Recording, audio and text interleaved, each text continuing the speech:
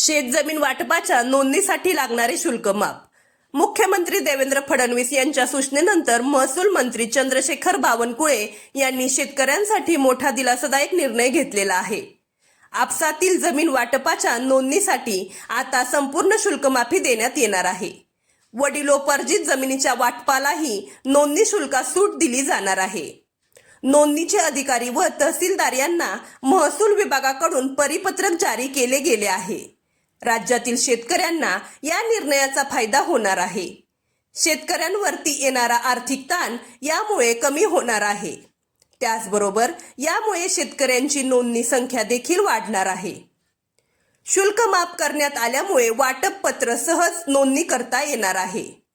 तसेच एकमेकांमध्ये असणारे जमिनीचे वाद देखील यामुळे कमी होणार आहेत.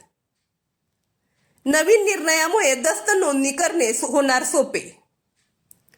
या अगोदर जमिनीच्या वाटपासाठी मोठ्या रकमेचे नोंदणी शुल्क भरावे लागत होते, ज्यामुळे अनेक शेतकरी दस्त नोंदणी करणे टाळत होते.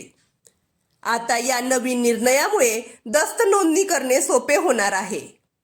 अगोदर शेत जमिनीचे वाटप करताना दस्त तयार करण्यासाठी जमिनीच्या किमतीच्या 1% नोंदणी शुल्क आकारले जात होते.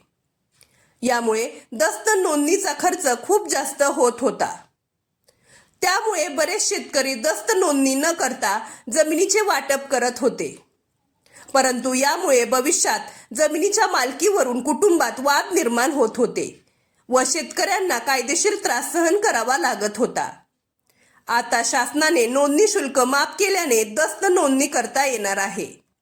यामुळे अधिकाधिक शेतकरी दस्त नोंदणी करतील व जमिनीच्या वादाचे प्रमाण कमी होईल अशी अपेक्षा नोंदणी व मुद्रांक शुल्क विभागाला आहे. राज्य शासनाने याबाबत नुकताच शासन निर्णय काढलेला आहे.